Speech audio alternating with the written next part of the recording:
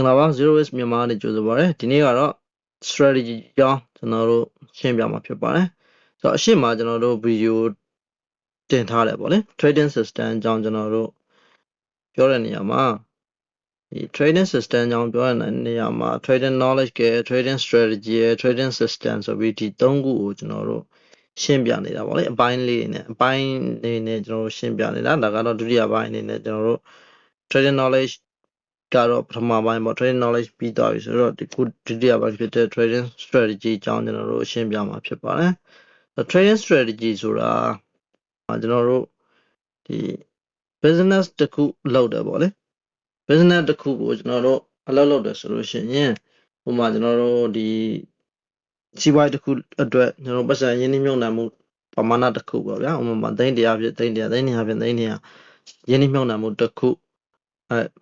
လောက်တော့မယ်ဆိုလို့ရှိရင်ရင်းနှီးမြှုပ်နှံမှုပဲဖြစ်ဖြစ်စီးပွားရေးတစ်ခုပေါ့ဗျာဆိုလို့ကျွန်တော်စီးပွားရေးတစ်ခုပေါ့ဘယ်ဟာပဲဖြစ်ဖြစ်ပေါ့လေ business တစ်ခုလောက်တော့မယ်ဆိုလို့ရှိရင်သိန်း100ကိုကျွန်တော်တို့ကကိုင်ထားတယ်ဒီကောင်ကတော့ငါတို့ဒီမှာကျွန်တော် money management ဘိုင်းပေါ့လေပတ်စံကိုကျွန်တော်တို့ခွဲခြမ်းစိတ်ပြလိုက်မယ်ဆိုလို့ရှိရင်ဒါကတော့ငါတို့ပစ္စည်းတွေကိုဘယ်ကနေကုန်နေပစ္စည်းတွေကိုဘယ်ကနေယူမယ်ယူဖို့အတွက်ကိုဒီ350ငါတို့တုံမယ်ဒီ10သိန်းကတော့မဲ့ဒီမှာဝန်ထမ်းကိစ္စဘာညာပေါ့လေနောက်ထပ်10သိန်းကတော့အခန်းကပေါ့ဘာညာပေါ့လေစီမံခန့်ခွဲရတယ်ပေါ့လေဆိုတော့အဲ့လိုမျိုးအပိုင်း business တစ်ခုမှာအဲ့လိုရှိတယ်ပေါ့လေဒါကတော့ပစ္စည်းဝယ်မယ်ဒါကတော့ပတ်စံရှာမယ်အပိုင်းပေါ့လေဒါကတော့ရောင်းမဲ့နေရဒါကတော့အခန်းကဘာညာဆိုပြီးတော့ကျွန်တော်တို့ကသိန်း100ကိုပတ်စံသိန်း100ရှိတယ်ဆိုလို့ရှိရင်အဲ့သိန်း100ကိုစီမံခန့်ခွဲရတယ်ဘယ်ကတော့ဝန်ထမ်းကဘယ်ကတော့အခန်းကဘယ်လိုပစ္စည်းတွေကိုရောင်းမယ်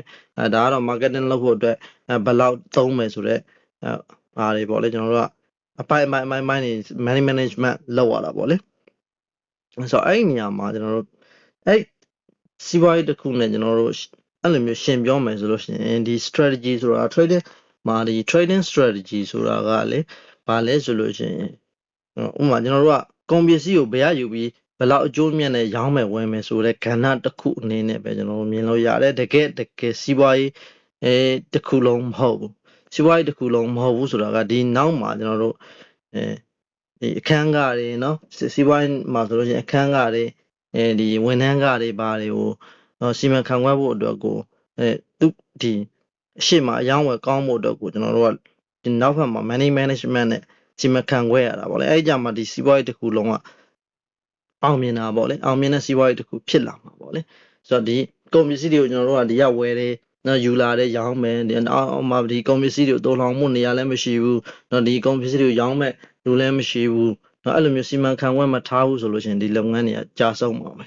ကြာရှုံးမှာပဲပေါ့လေဆိုတော့ဘာလို့ဆိုတော့အဲ့ဟာတွေပါအကုန်လုံးကြိုတွက်ရတာ哦ဒါက business နဲ့ပဲဆိုတော့ trading နဲ့ပဲမှာလည်းဒီလိုပဲကျွန်တော်တို့သိထားတဲ့ trading knowledge တွေရှိတယ်နော် trading knowledge တွေရှိတယ်ဒီ trading knowledge တွေကိုအကောင်းဆုံးတိဆောက်ပြီးတော့ကျွန်တော်တို့အယောင်းဝယ်လုပ်ဖို့အတွက်ဒါက strategy ပဲဖြစ်တယ် strategy ဆိုတာကဘိုင်းဆဲခလုံးနှိပ်ဖို့ကျွန်တော်တို့ရောင်းမဲ့ချမဲ့ခုနကပြောတဲ့ကုန်ပစ္စည်းကဏ္ဍတစ်ခုလောက်ပဲရှိတယ်တကယ် trading system မဟုတ်ဘူးဆိုတာကျွန်တော်တို့ပြောချင်တာပေါ့လေဆိုတော့ strategy ဆိုတာမြင်အောင်ပြောရင်ဘိုင်းဆဲခလုံးနှိပ်ဖို့ဘိုင်းဆဲခလုံးနှိပ်တတ်ဖို့ဘိုင်းဆဲခလုံးကိုဘယ်အချိန်မှနှိပ်ရမယ်ဘာကြောင့်နှိပ်ရတယ်ဆိုတဲ့အကြောင်းပြချက်ကောင်းကောင်းတစ်ခုရဖို့အတွက်တိဆောက်ထားတာပဲဖြစ်တယ်အဲ့ဒီအရာက trading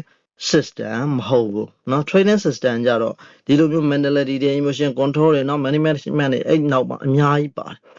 ယ်ခုလက်ရှိကျွန်တော်တို့မြင်နေရတဲ့เนาะခုမြန်မာ trading လောကမှာမြင်နေရတဲ့เนาะ cost တွေလည်းရှိတယ်เนาะသင်တန်းတွေဈေးကြီးပေးပြီးတက်နေတဲ့သင်တန်းတွေရှိတယ်သင်တန်းဆရာတွေကိုယ်တိုင်အဲ့ mentor တွေကိုယ်တိုင်ကတကယ့်ကို struggle ဖြစ်တဲ့ trading struggle တွေကနေဘယ်သူမှရုံးမထွက်နိုင်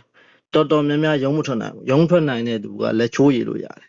ဆိုတော့သူတို့ပေးနေတဲ့သူတွေကိုယ်တိုင် mentor တွေကိုယ်တိုင်ကဒီထဲကနေရုံးမထွက်နိုင်သူဘာလို့ရုံးမထွက်နိုင်လဲဆိုရင်ဒီ trading strategy ကိုသူတို့ကတကယ်ပတ်စံရှာလို့ရတဲ့အရာလို့ထင်နေကြတယ်တကယ်တော့ trading strategy ဆိုတော့ကုန်ပြီးဒီ business မှာဆိုရင်အယောင်းဝယ်လုံးမဲ့ကုန်ကဏ္ဍတစ်ခုလောက်ပဲရှိတယ်အဲ့နောက်မှာဒီလိုမျိုး control တွေဒီလို money management တွေဒီလိုမျိုး time management တွေအများကြီးလုပ်ရတယ်ဗောလေနောက် trader behavior တွေအများကြီးရှိတယ်ဒါတွေကို အရင်ဆုံးမတိဆောက်ဘဲနဲ့ဒါတွေမပါတဲ့ system က trading strategy တခုတည်းဒီရှေ့မှာရှိတဲ့ဥမာဘောက theory တို့ SMC တို့ ICD တို့ဒီဟာလေးတွေကိုပဲအသုံးချပြီးတော့ strategy လေးတွေဟိုပြောင်းဟိုပြင်ဒီပြင်လုပ်ပြီးတော့เนาะ A plat တို့ B plat တို့ရှောက်ပြောပြီးတော့เนาะဘယ်လောက်ပဲမြက်နေပြီလို့ဘယ်လောက်ပဲရှုံးနေပြီလို့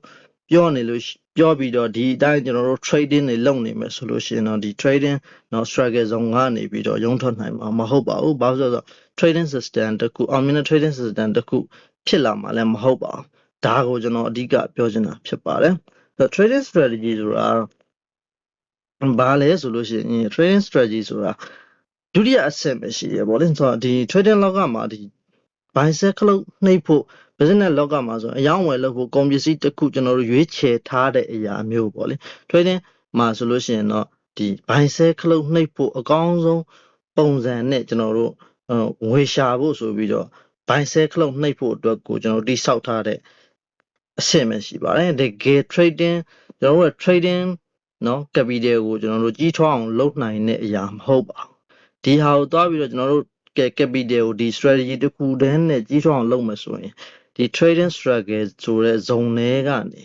ထွက်ဖို့အင်မတန်ခက်ပါလိမ့်မယ်ပေါ့လေဒါကြောင့်မလို့ဒီ trading strategy တွေကိုကိုယ့်ကိုယ်ကိုယ်မြင်အောင်ကျွန်တော်ဒါရှင်းပြတာဖြစ်ပါတယ်ဒီကောင်ကအရေးကြီးပါတယ်လက်ရှိstruggle ဖြစ်နေတဲ့လူတော်တော်များများက trading strategy ကို trading system လုပ်ပြီးတော့သင်ပေးနေကြတယ်အဲ့ trading strategy ကို trading system ထင်ပြီးတော့ trade နေကြတယ်လုပ်နေကြတယ်အဲ့လူတွေဟာတကယ် trading ဒီ struggle zone တွေကနေထွက်နိုင်မှာမဟုတ်ပါဘူးထွက်နိုင်ရင်တော့မှပဲတော်တော်ကို struggle လုပ်ပြီးကြမှာပဲထွက်နိုင်လိမ့်မယ်လို့ကျွန်တော်ထင်ပါတယ်ဆိုတော့ဒါက trading strategy ကเนาะကျွန်တော်တို့ရဲ့ trading system ရဲ့တစိတ်ဒေသတစ်ခုပဲဖြစ်ပါတယ်ဆိုတော့ကိုကျွန်တော်ပြောချင်ပါတယ်ဒီဟာကို trading system တစ်ခုလို့ထင်ပြီး trade နေမယ် trading system တစ်ခုလို့ထင်ပြီးသင်နေမယ်ဆိုလို့ရှိရင်ကျွန်တော်တို့ရဲ့ဒီ trading လောကမှာเนาะတကယ်ကို struggle ဖြစ်နေပါလိမ့်မယ်မြန်မာ trading လောကအတွက်လည်းမြင်နေရတာကျွန်တော်တိတ်တော့အဆင်ပြေတဲ့ထဲမှာတော့မပါဘူးပေါ့လေကြည့်နေရတာဒီ trading strategy တွေကိုတကယ်ကို trading system လို့ထင်ပြီးတော့မန်တာတွေကိုယ်တိုင်ဒီပတ်စံတွေအများကြီးယူပြီးတင်နေကြတာเนาะတချို့ဆိုတော်တော်ဆိုးတယ်တလတစ်ခါအမျိုးမျိုး cost တွေပြောင်းပြီးရောင်းနေတာအဲ့ဒါတွေကတကယ်တော့ဒီ trading လောကကိုဖျက်ဆီးနေတယ်လို့ပဲတောင်းကျွန်တော်မြင်ပါတယ်တကယ် trading မှာရေရှည် long term ရပ်တည်ခြင်းနဲ့ long term မှာအောင်မြင်ခြင်းနဲ့ဆိုရင်ဒီ trading strategy လေးတစ်ခုနဲ့မဖြစ်နိုင်ပါဘူးเนาะ trading system စစ်မှန်မှန်ကိုတိဆောက်ပြီးမှသာ trading လုပ်ပါလို့ကျွန်တော်အကြံပေးခြင်းပါတယ်ကျေးဇူးတင်ပါတယ်နောက်ဗီဒီယိုမှာထပ်တွေ့ပါမယ်နောက်ဗီဒီယိုမှာတော့ကျွန်တော်ဒီ trading system ရဲ့ဘာတွေပါတဲ့နဲ့အနည်းဆုံးတော့ဘာတွေကိုတိဆောက်တဲ့နဲ့ဆိုတာတွေကိုကျွန်တော်အဓိကထားပြီးပြောပြပေးတော့ပါမယ်